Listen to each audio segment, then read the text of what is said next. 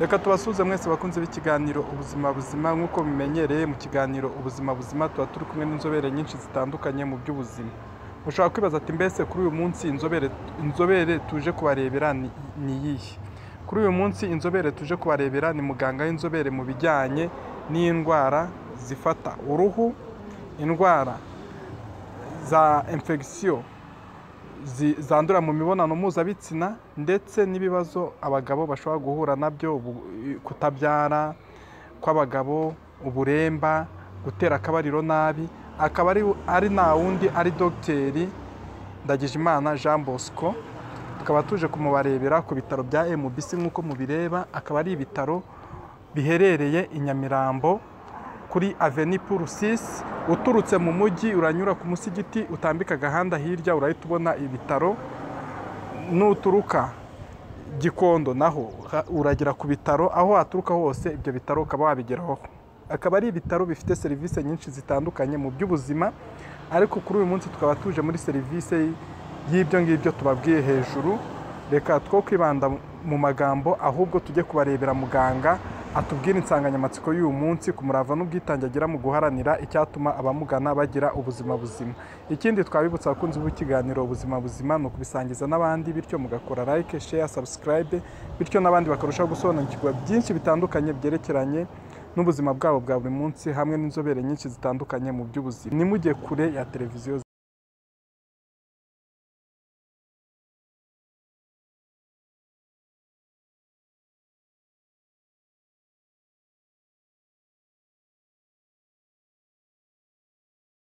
Ikiganiro ubuzima buzima nk'uko mu kiganiro cy'ubushizi dogiteri yadufashije kubagezaho ari kijyanye n'uruhu. Twabonye akamaro k'uruhu, tubona uruhu icyo rutumariye, tubona muri rusange n'ibyo tutari tuzi byiza uruhu rutumariye turabimenya. Niyo mpamvu mu kiganiro ubuzima buzima ari ikiganiro cy'ubuzima tuba turi kumwe n'inzobere nyinshi zitandukanye mu by'ubuzima. Intego yacu ari ukugira ngo tugire ubuzima buzima, ufite ikibazo yihutire kujya kwa muganga. Ni muri urwo rwego rero nk'uko twari tubikomojeho dutangira ikiganiro turi hanze, twagarutse kubarebera muganga w'inzobere mu bijyanye n'indwara z'uruhu, indwara zandurira mu mibonano mpuzabitsina, n'indwara n'ubuzima bw'abagabo muri rusange, nk'urugero mu bijyanye no gutera akabariro ndetse n'ibindi complication abagabo bashobora guhura nazo muri rusange. Tukaba twamuha ikaze akabasuhuza ndetse akabyibwira mbere yo gutangira insanganyamatsiko yo kuri uyu munsi ya kabiri dufitanye tuje kubareberaho kugira ngo murusheho gusobanukirwa byinshi bitandukanye byerekeranye nayo. Tubahe ikaze dogiteri. Murakoze bwana munyamakuru kumva ikaze muri iki kiganiro tugiye kuganira abadukurikira ku bijyanye n'inzara ndetse n'umusatsi. Ni ikiganiro kiri buze kuba gishimishije, ndashishikariza abantu kugikurikira neza kugira ngo bungukirwe n'ubumenyi bujyanye n'inzara ndetse n'umusatsi wabo. Murakoze.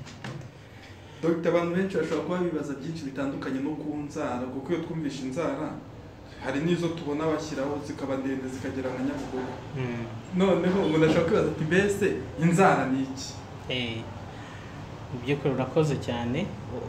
Inzara cyangwa ntanavuga n'urwara mu buke ni ikintu cy'ingenzi cyane ku mubiri w'umuntu.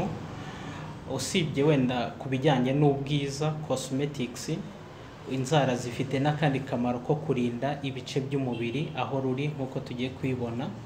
Rero kugira ngo abantu baze kumva neza urwara cyangwa inzara, nabanza kubasobanurira ibice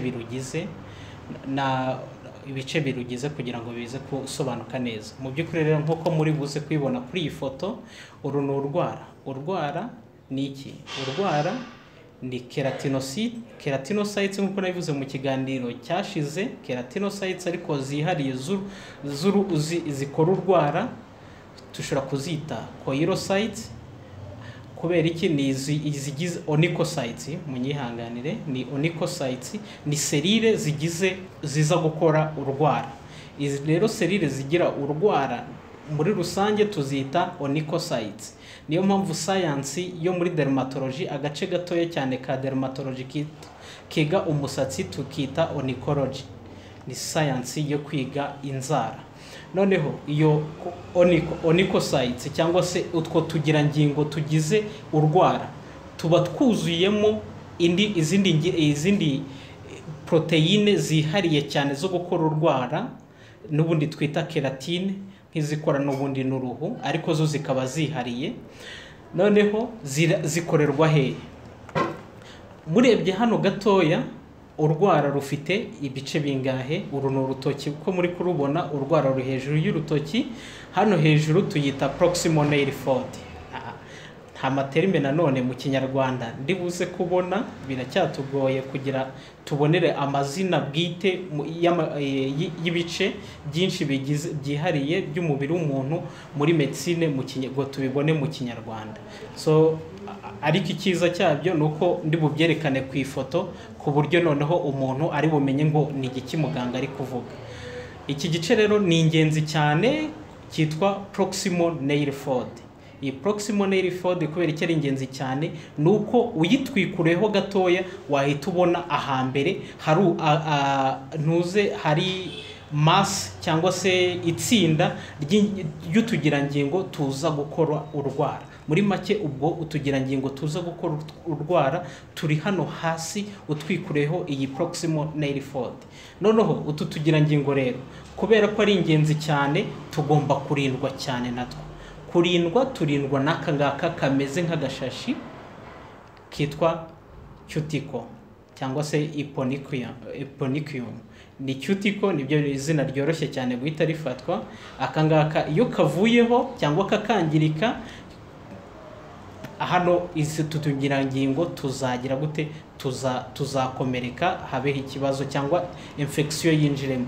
Urugero, abantu birirwa bari mu mazi cyane, bari mu kumesa na ya masabune agize agora uruhu, batambaye ga, bizatuma gute? Aka kazasaza vuba, noneho cyangwa iyo masabune n'amazi akangize, microbe zibe zakinjira hano, usanga urutoki hano hose habyimbye. Iyo bibaye gutyo, umuntu agomba kwihutira kujya ku muganga akareba ikibazo cyabiteye ndetse akamufasha kukivura. Noneho hari n'ahandi h'ingenzi cyane hano muri kubona. So iyi proximal nail fold nanone nyigarutsemo, serire ziri hasi yayo cyangwa utugirangingo turi hasi yatwo nitwo dukore iki gice cy'urwara turi kureba. Naho ahangaha tuhita rinura, muri kukabona kagiye gusa nk'icumu, ni lancet. Niki niho hari utundi tugirangingo turi natwo tuza kunganira utungutu utwo muri iki gice two gukora urwara. Two turaza gukora igice cy'urwara kiri hasi tutaza kubona. Natwo rero ni ingenzi cyane kuko hose hari indwara zishobora kuhafata. Ikindi gice rero cy'ingenzi na hanga ku ruhande twita nail fold. Hanga ku ruhande naho haza kurinda ko hari utundi dukoko twakinjiramo munsi y'urwara ngo dutere ikibazo. Ubwo rero urwara rwo rukaba rufite ibice bibiri.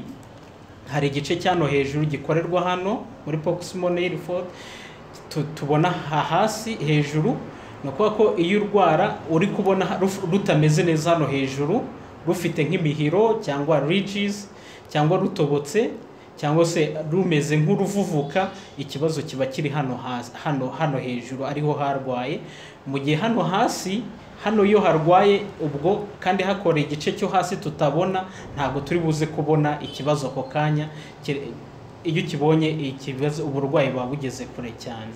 Noneho ikindi gice cy'ingenzi cyane nacyo cy'ingenzi, nkuko mubibona hano, ahangaha urwara rusa n'urutukuyemo ukuntu, ariko noneho rukaza kugabanira hano n'irunguru kuri edge cyangwa se ku nkombe, rusa naho ruri gusa n'umweru kuri iyi foto. Ahangaha rero ni urwara ruba rwarakuze rukagira hano, ariko ahangaha ni ukuvuga ko ariho hafungiye urwara, ku buryo aha niho hesigara hari free, naho hasi harafunze, ku buryo udukoko twose twaturuka n'imyanda yaturuka muri environment hano hanze tutabasha kwinjira muri iki gice, kubera ko kigize gute? Hano harafunze, aha kuri lateral nail fold harafunze, ahangaha harafunze, na hejuru harafunze. Bityo rero iyo bantu nshobora kubereka indi foto, igice cyo hejuru gikorerwa hano hejuru hano muri proximal nail fold, noneho n'igice cyo hasi kiza hano kuri iyi side iza gukorerwa mu tundi tuba ahangaha. Noneho ko mubibona urwara rero ikindi gice kamaro karwo nuko ruri buze kurinda rino gufa. rino gufa riri hasi ruraza kurindira rino gufa ry'urutoki kugira ngo ritagira ikibazo. Kuvuga ko iyo umuntu adafite urwara iri gufa rigira ikibazo cyane paka rigenda rinagabanyuka, ntabwo rikomeza kuba rirerire risongoye gutyo uko muribona, riraza kuba ritoya cyane iyo umuntu adafite inzara. Bityo inzara ni ingenzi cyane muri cosmetique uko umuntu asa, ndetse ni ingenzi cyane kurinda iri gufa ry'urutoki. Ariko nanone ikindi cy'ingenzi cyane ni uko ridufasha muri fine touch, mu gufata utuntu duto cyane, kugira ngo ubashe gufata utuntu dutoya cyane. Usibye uru rutoki uko turubona uko n'inzara ziza kubigiramo uruhare. Ikindi mubona ni uko munsi y'inzara haba ari intuze, hari imitsi myinshi izana y'amaraso, kuko ko nk'umuganga uri kubaga urwara araza guhura no kuva cyane k'urwara, bityo hari uko abigenza kugira ngo umuntu atava cyane. Ndetse n'iyo urwara rwatukuye cyane, ni imitsi iba iri kugaragara cyane yafungutse cyane, hakaza amaraso menshi, cyangwa se iyo umuntu akomeretse kurwara rugahita ruba umukara, nuko ko iyi mitsi iba yakomeretse amaraso agasohoka akaza hano kuri bed y'urwara. Aka gace ko mubona gatukuye gutya tukita nail bed, uburiri bw'urwara tugendekereje mu Kinyarwanda, naho urwara ruba ruryamye kugira ngo ruze gukora umurimo rwagenewe. Nkuko mubona hano n'ubundi harafunze, ni proximal nail fold, kuko irabuza ibintu byose kuba byajya muri kino gice, kuko iki gice gifite kigomba kubona protection y'ingenzi cyane. None mushobora kwibaza rero, hari uburwayi bwinshi bushobora gufata urwara, tuzabigarukaho.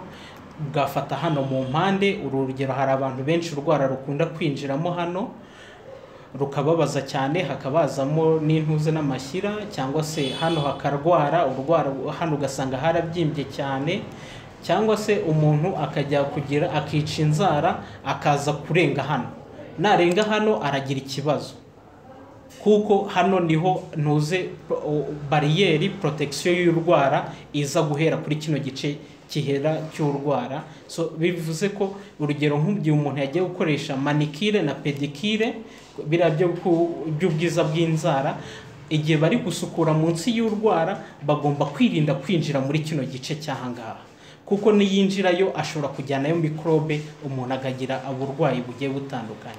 Ikindi tugira inama abantu iyo bari guca inzara ntabwo bazica gutya cyangwa ngo bazisongore. Iyo turi kuyica inzara ni ukuzica gutya, nkuko mubona aka gafresh kagenda utambitse, kugira ngo wirinde ko urwara n'uruca gutya rufite ibyago byinshi uko ruri gukura ruza kwinjira mu mubiri, hahandi hano hose agatangira kubyimba, hakaba hazamo na infection. Iyo ngiyo muri make niyo ncamake y'intuze y'ubuzima bw'urwara. Noneho niba nta kindi kibazo ufite nshobora gukomereza noneho ku musatsi. Mwakomeza nta kibazo muga. Okay, urakoze cyane. Umusatsi rero, umusatsi kubera icyo ari ingenzi ku mubiri w'umuntu. Umusatsi nawo ufite akamaro ko kurinda umubiri w'umuntu. Urugero iyo hakonje, umusatsi ugira uruhare mu kurinda ubushyuhe bw'umubiri w'umuntu, kuko ufunga uyu mwenge uri hano, ubusanzwe ushobora gusohokeramo amavuta yakozwe n'aka kagirangingo. Noneho kugira ngo abantu dukurikiye bazabashe kumva igice icyo bita umusatsi, nuko ndibuze kubasobanura umusatsi uturuka hehe ugarukira hehe. Umusatsi rero nkuko nigeze kubanza kubivuga muri video yahise, nuko uruhu rwacu n'ubundi rugizwe n'ibice bitatu. Igice cya mbere cyo hejuru tubona cyitwa epidermis, nicyo tubona kitanga kirifite ariyo tubona uruhu, ibara ry'uruhu ririmo. Noneho igice gikurikiramo ni igice cyitwa dermis, nacyo ni ingenzi cyane kuko nicyo gituma umubiri w'umuntu uza ni ukururuka cyangwa ntukururuke. Noneho ikindi gice kiza gukurikiraho ni intuze, ni ibinure, ni igice cy'ibinure biri hasi. Ibinure tubona ko birinda ubushyuhe, ndetse umuntu iyo yikubise ku rukuta urugero, cyangwa se hari ikintu kimwikubiseho, iyo shock yose iba absorbed cyangwa igumanwa n'ibi binure, kugira ngo idakomeza mu bice byo hasi biri delicate, none bikaba byakangiriza ibindi bice biri deep mu mubiri, biri kure cyane mu mubiri w'umuntu. Umusatsi rero nkuko mubibona utangirira mu gice cy'ibinure. Umusatsi uri deep, utangira mu gice cy'ibinure umeze nk'igitunguru, none ukagenda unanuka ukugenda ujya kuri surface y'uruhu. Umusatsi rero hasi uraza uko ufitanye isano ikomeye cyane cyangwa relationship n'imitsi yaturutse hasi mu binure. Iyi mitsi niyizanira umusatsi ibyo kurya, yaba oxygene cyangwa umwuka mwiza, oxygene n'amaproteine, amavitamine umusatsi wose ukeneye kugira ngo ukure neza biraza guturuka muri iyi mitsi muri kubona hano. Umutsi utukura uzana amaraso mu musatsi, uzanira amaraso umusatsi, noneho arimo intungamubiri. Noneho imitsi iyi ngiri isa n'ubururu, bahaye ibara ry'ubururu, ikajyana iby'umusatsi wamaze gukoresha, wasigaje ibyo udakeneye ukabisubiza mu mubiri, umwijima ukajya kubigira gute, kubikoresha, ubundi bisohoka mu mubiri bigasohoka, n'ibigumamo bikongera bikagumamo. Uruhu rero rufite amakushe menshi cyane, ndaza kubereka indi foto, ariko akamubona hagati kubwako niko musatsi. Ahubwo umusatsi uraza gukorwa n'iki? Uraza gukorwa n'ibi ngibi biri ku ruhande biwukikije, bikikije umusatsi, binawuproteja, bikanawukora, ariyo twita hair follicle. Hair follicle ubwo nicyo gice cyane gikomeye cyane mu mubiri, kuko iyo gikomeretse cyangwa kigakomereka ku buryo wenda kidashobora gukira, ubwo ntabwo uwo musatsi uzongera kumera. Ikindi gice umusatsi ufite ni aka kanyama kawo gatuma wicontractinga nk'igihe hari ubukonje cyangwa se umuntu ibyo bita gushesha urumeza. Ni aka kanyama kaba kicontractinze, noneho ukabona ku ruhu hasa naho habyimbye, kitwa erector pili muscle. Naho hano naho aha gahurira na hair follicle cyangwa nyirakuru w'umusatsi, niba nabivuga gutyo. Hano niho hari utugirangingo tw'ingenzi cyane duhora twigabanya buri munsi kugira ngo tuze gusana iyi ngiyi hair follicle, hakorwa undi musatsi mushyashya uko umusatsi wa mbere ucyuye igihe cyangwa ushaje. Noneho ni natwo tuzatanga utundi tugirangingo mu gihe mu rugero hano hejuru haramutse hakomeretse. Utugirangingo turi hano tuzagenda tujye kugira gute, kujya kuziba icyuho cyabonetse mu ruhu.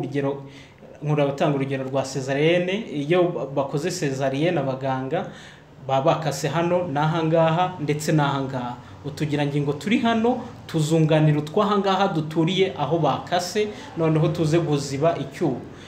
Twose tukagenda tukajya kuziba icyuho, birafatanya rero mu kuziba icyuho, kufunga hahandi haba hakaswe. Niyo mpamvu bavuga ngo umuntu yakize.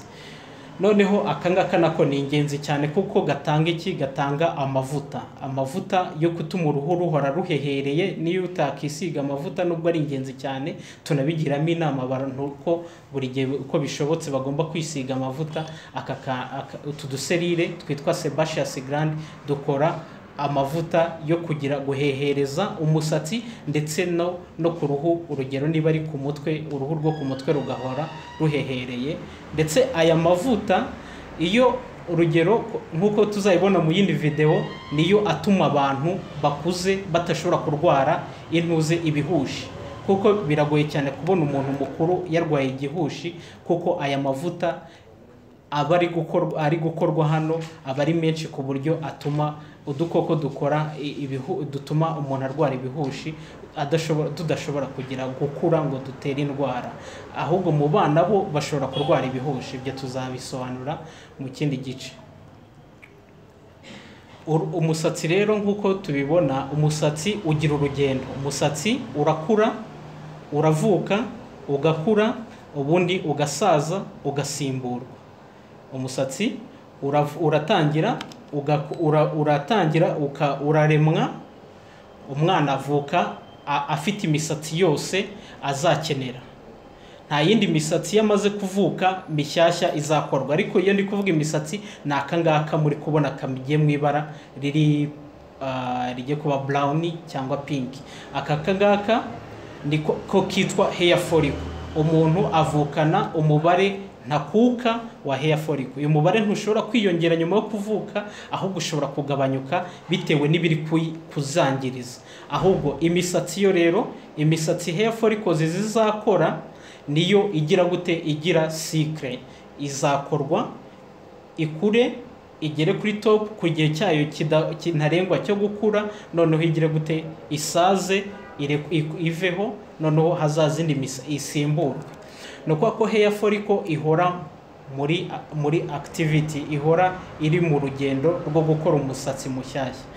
Noneho iyi muri kubona ni mu binure, iyi ni imitsi izanira amaraso umusatsi kugira ngo ukure, umusatsi ukazagenda ukura mpaka uvuyeho. Umusatsi ukura igihe kingana iki? Umusatsi ukura hagati y'imyaka 3 kugera kuri 5. Hari n'abavuga imyaka 2 kugera kuri 6. No kuvuga ko umuntu ufite umusatsi ukura igihe cy'imyaka 3, umusatsi we urebye uburebure uzaba ufite mbere yo gusaza, uzaba ari muto mugufiya ugereranyije n'umuntu ufite umusatsi ukura imyaka 5. Kuko ukura imyaka 5 wakuze igihe kirekire, uburaba muremure cyane kurusha umuntu ufite umusatsi ukura imyaka 3. Nta buryo dushobora gupfa kubimenya dusuzumye umurwayi ngo ugira igihe kingana gute, ugira igihe kingana iki. Kindi umusatsi ugira igihe amasantimetero cyangwa amamilimetero ukura buri munsi. Noneho iyo umusatsi ukuze uraza kugira gute, urageraho noneho nugera kuri cya gihe cyayo kiri determine, kigenwa na genetike y'umuntu, uwo musatsi uraza kuruhuka kubera ko noneho ugiye kwitegura gutakara ngo usimburwe. Ni hahangaha icyo gihe uramara iminsi mikeya uruhutse, noneho ubundi uzatakare. Noneho nutakara nkuko ubona wazamutse hejuru, noneho usimburwe n'undi utangire kugenda uyu nguyu watangiye kugenda ukura usimbuye. Ibyo ngibyo ni amezi 3. Umusatsi ufata ikiruhuko kigera ku mezi 3 cyo kugira gute byo kuba uri kwitegurwa kuba wasimburwa. Noneho ushobora kwibaza ati umuntu none ko umusatsi ukura ubundi ugatakara, imisatsi yose itakarira rimwe? Oya, imisatsi uko bigenda ku munsi nibura umuntu atakaza ku mutwe atakaza imisatsi 100 kugera ku 150 ku munsi gusa. Ubwo kubye urugero ukwezi ushobora kumenya ngo umuntu atakaza ku mutwe imisatsi igera mu bihumbi 3, uri hafi ibihumbi 3 cyangwa kugera ku bihumbi 4,500. Noneho icyo gihe bigenda gute? Ni umuntu ushobora kubona umuntu uri tuvuge umuntu agiye muri salon de coiffure arisukishije. Iyo yisukishije no kuba ko bya bisuko bye biragumana, ari umusatsi mushyashya uri kuza ndetse n'usanzwe n'uwashaje. Ibyo bivuze ngo uwashaje usaza buri munsi turekura imisatsi 100 kujya ku 150. Iyo bamusukuye akoga mu mutwe cyangwa agasa n'ukozamo ibiganza, abona imisatsi myinshi iguye, ndetse ashobora kwikanga ati ye imisatsi yanjye yose yashizeho. Ariko mu by'ukuri ntago bari yapfutse imisatsi, keretse hari ikindi cyabiteye, ahubwo nuko ya misatsi 150 cyangwa 100 yatakazaga buri munsi ntayigeze atakaza igihe ariho menshi. Bivuze ngo iyo misatsi yose tuyikube n'igihe amaze afite menshi ku mutwe. Urugero niba amaze amezi 3 ku mutwe, ukubye amezi 3 y'iminsi 90 n'ijana, birabe imisatsi igihumbi 9 ari bubatakaje. Mu gihe ku mutwe w'umuntu ugiraho imisatsi igera ku bihumbi 100. Ibihumbi 100 ariyo misatsi iba ku mutwe we. Mu by'ukuri rero icyo kintu hari igihe bahita bavuga ati okay, ubwo ndahita nongera gusuka kuko imisatsi yanjye iri gucikagurika. Atari nabyo, ahubwo ari uburyo busanzwe kamere bw'umusatsi ariko ukozwe. Cyo kuri igihe yumva ashidikanya ko umusatsi we uri gucika, agomba kureba umuganga wize intuze wabyize ubifitemo ubumenyi, akamufasha kureba ko hari ikibazo kindi cyaba cyamuteye gutakaza imisatsi ingana gutyo. Siyanse y'umusatsi umusatsi ni igice gikomeye cyane cyo muri dermatology, tuyita trichology. Tricho ni umusatsi, logy ni science, no ubumenyi bw'umusatsi tugita trichology. Ni siyanse rero ikomeye cyane kuko umusatsi ufite akamaro cyane ku mutwe w'umuntu, kubera ko ni utanga cosmetic nifite cosmetic function. Ariko ikindi umusatsi urinda uruhu rw'umutwe kuko ugabanya izuba ryose riri bwinjire ku ruhu rw'umutwe ibitari ibyo umuntu aba afite ibyago byo kuba yarwara indwara zigiye zitandukanye zishobora guterwa n'izuba ryinshi, imirasire y'izuba iri bugere ku mutwe w'umuntu. Cyane cyane iyo umuntu batakaje umusatsi hari ibibazo bagira biri psychological.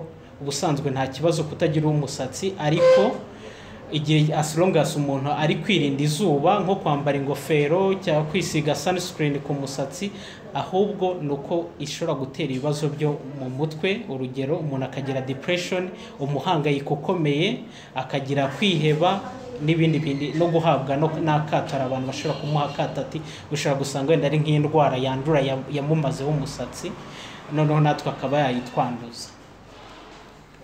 Iyo rero tugize dufasha akanyama k'umusatsi, iyo turi kwiga ibibazo by'umusatsi, hari ibikoresho bigiye bitandukanye dukoresha, usibye kumubaza ikibazo afite, kumusuzuma n'intoki zanjye n'amaso yanjye, hari n'ibindi dukoresha iyo turi kureba ibibazo by'umusatsi umuntu afite.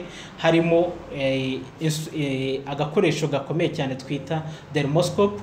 Ni nka microscope abantu bamenyereye, ariko yo noneho y'umudermatologue, yo abafashe mu ntoki akareba umusatsi, akareba ngo kimwe kabiri ngendeye kuri iki n'iki ufite ubwoko bw'ikibazo cy'umusatsi ubu n'ubu.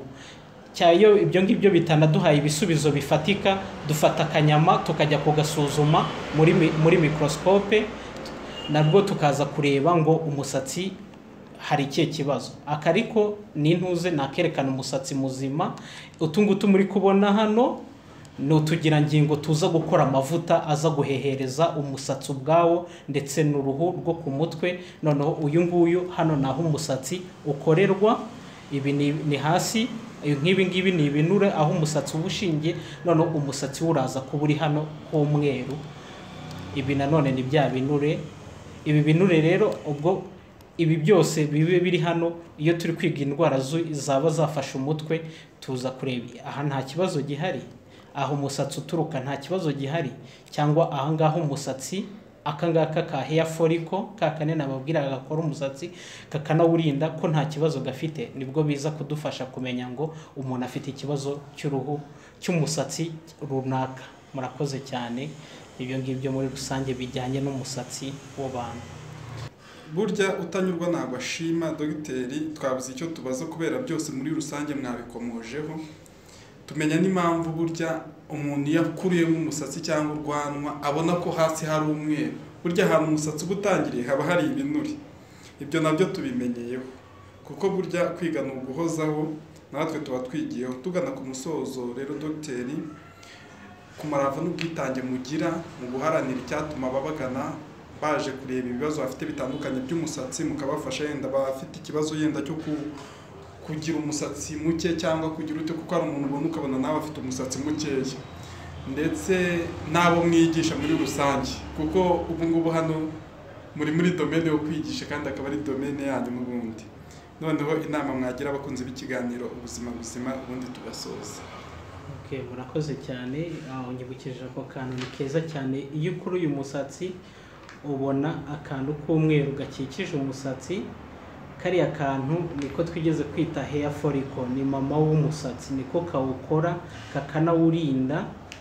Noneho intuzi ibinure kenshi biragoye ko bizamuka umusatsi keretse uri aggressive cyane wafashe n'imisatsi myinshi cyane, ndetse n'iyi mitsi iza gutunga umusatsi biragoye cyane ko iza gupfura umusatsi ngo uzamuke. Ahubwo iyo upfuye ukabona akantu k'umweru, ni akangaka gakikije umusatsi, nakangaka gakikije umusatsi uba uri kureba, kaba kagira kawukora twita hair follicle. Noneho icyo nabwira rero abantu badukurikiye muri iki kiganiro ni uko umusatsi ni ingenzi cyane ku mubiri w'umuntu. Urugero, umusatsi wo ku mutwe cyangwa ubwanwa ndetse no ku mubiri ahandi hatandukanye. Uwo musatsi ufite akamaro ko kurinda ibice ariho, ndetse ibindi ni cosmetique uko umuntu agaragara. Umusatsi rero abantu bakwiriye kuwitaho cyane, bakirinda ibikorwa byose bishobora kuwangiriza, kugira ngo icyo gishobora kuba ntuze topic iri ndende y'intuze yo kuntu bita ku musatsi, ibyo birinda kugira ngo bitawangiza. Twashobora kuza nitubona igihe tukazabikoraho indi ntuze ikindi kiganiro. Muri rusange rero nkaba nshimiye abantu bakurikiye kino kiganiro, ndetse nibazagira ibibazo ubwo bazatubaza turebe uko tubasubiza tubishyiraho umucyo. Murakoze cyane. Tugana ku musozo w'ikiganiro twari turi gukorera ku bitaro bya MBC, nk'uko mureba icyapa inyuma yanjye, ntabwo twasoza kino kiganiro tudashimiye Dr. Ndagijimana Jean Bosco, akaba ari muganga w'inzobere mu bijyanye n'indwara z'uruhu, indwara zandura mu mibonano mpuzabitsina, ndetse n'ibibazo abagabo bahura nabyo muri rusange, harimo ubugumba, kudatera akabariro neza, uburemba, ndetse n'ibindi bitandukanye, ku murava n'ubwitange agira mu guharanira icyatuma abamugana bagira ubuzima buzima. Tubibutse ko yigisha no muri kaminuza ya Butaro, aho yigisha abanyeshuri kugira ngo bazaze nabo batanga ubuzima buzima. Nk'uko intego y'ikiganiro cyacu ubuzima buzima ari ufite ikibazo kwihutira kwa muganga hamwegereye, nicyo tubashishikariza. Inama tubagira ntizigace mu gutwi ngo zinguke mu kundi, ahubwo mujye muzizirikana, bityo murusheho kugira ubuzima buzima. Bakunze b'ikiganiro ubuzima buzima, ntabwo twasoza kino kiganiro tudashimiye ubuyobozi bwa MBC ku murava n'ubwitange bugira mu guharanira icyatuma babagana bagira ubuzima buzima, ndetse no kubazanira abakozi b'inzobere zitandukanye mu by'ubuzima, bityo kurushaho gufasha abafite ibibazo bitandukanye mu buzima. Njye mwari muri kumwe nawe ni Imana ishimwe René Sadiki, mukomeze mugire ubuzima buzima.